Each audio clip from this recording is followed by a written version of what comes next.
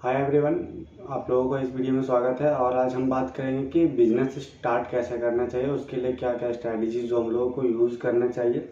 आज मैं वही आप लोगों के सामने बात करूंगा कि किस तरीके से लोग बिजनेस स्टार्ट करते हैं और उनको किन किन बातों पे ध्यान देना चाहिए। वही स्ट्रैटेजीज़ को आज आप लोगों के सामने बहुत रिसर्च के बाद लाया हूँ। तो आई होप कि आप लोग मेरे साथ बने रहिए और इस वीडियो को पूरा देखिए ताकि आपको बिजनेस की सारी नॉलेज मिल सके और आप एक अच्छा बिजनेस खड़ा कर सके और उसमें आपकी ग्रोथ मिल सके, ना कि उसमें आपको लॉस हो सके। तो बने रहिए वीडियो में हमारे साथ और मैं आप लोगों के साथ बताता हूँ कि किस तरीके से आप बिजनेस कर सकते हैं और किस तरीके से आप आगे बढ़ सकते हैं। तो चलिए हम लोग देखते हैं कि किस तरीके से आप यह बिजनेस कर सकते हैं। तो पहला, जब भी हम एक बिजनेस स्टार्टअप करने आते हैं तो हम लोग पहले देखते हैं कि how to start your business. इसमें जब भी आप देखेंगे तो पहला ये हो गया कि हम how to start your business, business startup कैसे करेंगे ये प्लान बनाएंगे। दूसरा, फाइनेंस के देखेंगे, फाइनेंस क्या होता है, फाइनेंस के बारे में जानेंगे। ब्रांडिंग एंड मार्केटिंग के बारे में जानेंगे। चौथा होता है प्रोडक्शन एंड ऑपरेशन मैनेजमेंट को देखेंगे। बिजनेस रिसर्च एंड कम्युनिकेशन को। छठा में आते हैं दोस्तों सेल्स एंड मैनेजमेंट को देखेंगे। सातवां में HR और लीडरशिप क्या होता है उसके बारे में जानेंगे। आठवां के बारे में वो लीगल है या नहीं लीगल है, और डाटा मैनेजमेंट को हम लोग वो सब देखेंगे। तो पहला स्टार्ट करते हैं how to start your business. अगर आप एक बिजनेस स्टार्टअप करने वाले हैं तो आप एक सोलोप्रेन्योर हैं, उसके बाद फिर सोलोप्रेन्योर हैं, आप अकेले बिजनेस स्टार्टअप करने वाले हैं, इसका मतलब एक सोलोप्रेन्योर है। उसके बाद दूसरा स्टेज होता है डिसीजन योर बिजनेस मॉडल, मतलब आप बिजनेस किस तरीके से डिजाइन करने वाले हैं या कौन सा बिजनेस आप करने वाले हैं उसके बारे में जानें, उसके बारे में जानकारी हासिल करें। उसके बाद आगे बढ़े। उसके बाद वर्किंग कैपिटल को देखें कि वर्किंग कैपिटल है कि नहीं है। वो बिजनेस तो आपने तैयार कर लिया, पहले तो अपने बिजनेस से स्टार्टअप करने के लिए सोलोप्रेन्योर बन गया, ठीक है। दूसरा जो स्टेज होता है मैंने बताया था डिसीजन, डिसीजन भी कर लिया कि किस तरीके से डिसीजन योर बिजनेस मॉडल, अपने मॉडल को तैयार कर लिया। उसके बाद जो हमारा है अगला तीसरा स्टेप है कि वर्किंग कैपिटल को कैसे मैनेज करें। वर्किंग कैपिटल इतना इतना इस तरह के बिजनेस हम करने वाले हैं, कितना पैसों का खर्चा होगा, कितना पैसे चाहिए, कितना पैसा को लेके चलना पड़ेगा वर्किंग कैपिटल के लिए, फाइनेंस को। उसके बाद चौथा जो हमारा है बिजनेस फ्रेमवर्क फॉर स्टार्टअप, मतलब स्टार्टअप के लिए क्या क्या फ्रेमवर्क हम लोगों को चाहिए वो हम लोगों को अरेंज कर लेना है। उसके बाद मैनेजमेंट एंड कॉन्सेप्ट, मतलब मैनेजमेंट किस तरीके से करेंगे। हाँ कि मतलब एक हमको जो बिजनेस स्टार्टअप करना है, जैसे कि ठेला, चाय का ठेला लगाने वाला है तो हमको एक ठेला चाहिए, एक पतीली चाहिए, उसके बाद चम्मच चाहिए, उसके बाद गिलास चाहिए। ये सब सारी चीज़ हम लोग अरेंज कर लेंगे। हाँ इस तरह से इतना हमारा पैसा होने वाला है, सारा कैलकुलेशन कर लेने के बस मैनेजमेंट कर लेंगे ताकि हम लोगों को आसानी हो सके और हम लोग आगे बढ़ सके, है ना। दूसरा है दोस्तों फाइनेंस। फाइनेंस में हम लोग क्या क्या ध्यान रखेंगे वही बात हम आप लोगों के सामने बताना चाहता हूँ।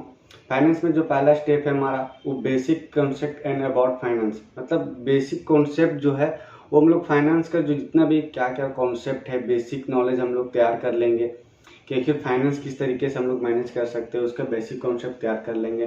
फाइनेंस और नॉन फाइनेंस ये भी ध्यान में रखना है। डेबिट मैनेजमेंट की किस तरीके से हमारा मैनेजमेंट होगा डेबिट का।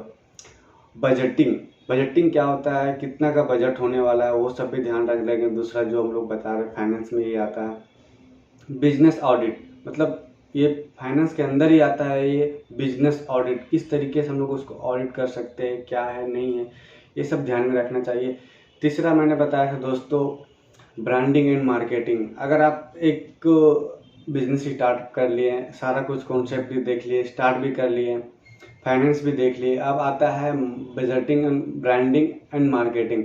तो किस तरीके से हम लोग मार्केटिंग का स्ट्रैटेजी यूज़ करेंगे, लो कॉस्ट मार्केटिंग क्या होता है, आइडियाज़, ऑनलाइन रेप्यूटेशन मैनेजमेंट क्या होता है, ब्रांडिंग मैनेजमेंट करेंगे। उसके बाद सोशल मीडिया मार्केटिंग करेंगे ताकि हमारा ब्रांड बन सके।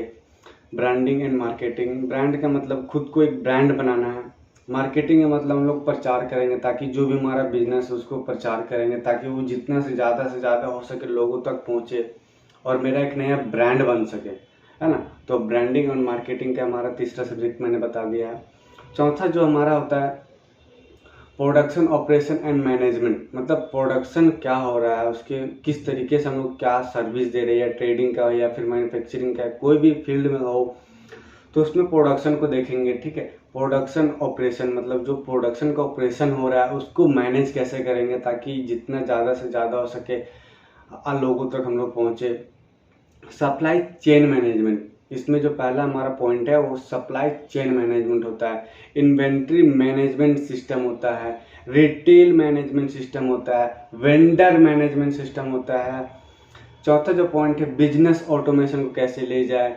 और पांचवा जो हमारा पर्सन है कि ऑटोमेटेड पेमेंट सिस्टम किस तरीके से करें। मतलब सारा कुछ तो मैंने कर लिया, लेकिन पेमेंट को ऑटोमेटेड सिस्टम में कैसे करें, है ना।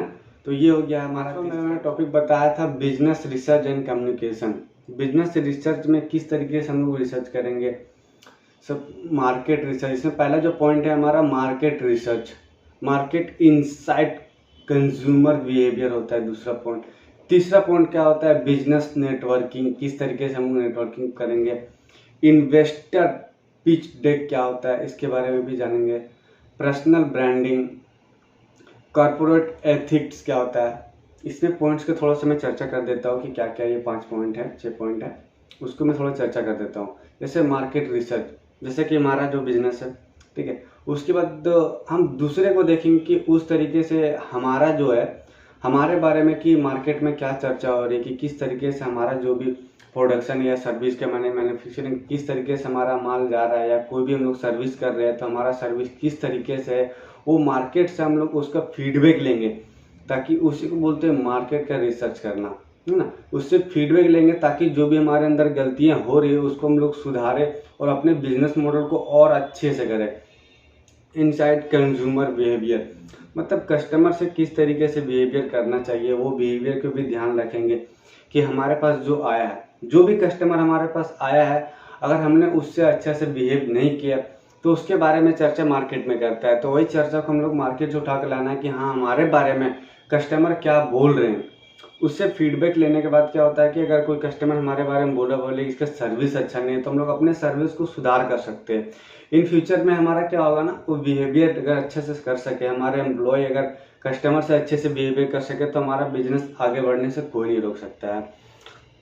अब जैसे कि मैंने बता दिया कि इन्वेस्टर भी कर लिया, बिजनेस रिसर्च भी कर लिया, अब बिजनेस नेटवर्किंग का बात आता है। अगर बिजनेस नेटवर्किंग, हमारा नेटवर्क यहाँ भी है, उधर भी, इधर भी स्केल होना स्टार्ट हो गया, तो अब क्या करेंगे ना हम लोग, अगर बिजनेस नेटवर्किंग बढ़ गया है, जान पहचान बढ़ चुकी है, तो अब आता है हम लोगों को कि कोई एक बड़ा इन्वेस्टर ढूंढते हैं हम लोग, उसे को हम लोग कहते हैं इन्वेस्टर पिच डेक, है ना। इन्वेस्टर पिच डेक बोलते हैं उसको, ताकि कोई भी हमारा पास बिजनेस आए, कोई भी बड़ा इन्वेस्टर पैसे वाले हमारे पास आए और हमें स्केल करने का पैसा दे। मतलब अगला स्टेट, उगला स्टेट, जितने भी स्टेट अगर हम चाहेंगे 5-10 स्टेट में अपना कब्जा करने के लिए, मार्केट बनाने के लिए, तो नेटवर्किंग तो बना लेंगे। उसके बाद इन्वेस्टर को ढूंढना है ताकि इन्वेस्टर हमारे पास आए, 10 करोड़ 5 करोड़ लगा के हमारे स्केल को बढ़ाए, हमारा जो बिजनेस है उसको स्केल करे किस तरह के। उसके बाद हम लोग एक पर्सनल ब्रांडिंग पे भी काम करना चाहिए, पर्सनल ब्रांडिंग पे भी काम करना चाहिए, ताकि जो मेरा खुद का जो ब्रांड है वो किस तरीके से मैं एक ब्रांड बन सकता हूँ, आगे बढ़ सकता हूँ, उसके बारे में भी हम लोग चर्चा कर लेंगे। उसके बाद इसमें छठा जो पॉइंट है दोस्तों, कॉर्पोरेट एथिक्स, है ना। कॉर्पोरेट एथिक्स तो मतलब किस तरीके से कॉर्पोरेट को एथिक्स करेंगे। आई होप कि मैंने ये 5 टॉपिक पे चर्चा किया। बाकी के जो 3 टॉपिक है वो आने वाले वीडियो में आप लोगों के साथ शेयर करूंगा। तो आप कमेंट कीजिएगा कि आप लोग इसका दूसरा पार्ट चाहते हैं या नहीं चाहते हैं, ताकि मैं अपने एनर्जी के साथ अपने आप लोगों के सामने ये वीडियो ला सकूं और आप लोगों को ये वीडियो से बहुत हेल्प मिल सके दोस्तों। तो मेरा उत्साह बढ़ाने के लिए बहुत बहुत धन्यवाद। जय हिंद, फिर मिलता है अगले वीडियो में। बाय बाय, टेक केयर, अपने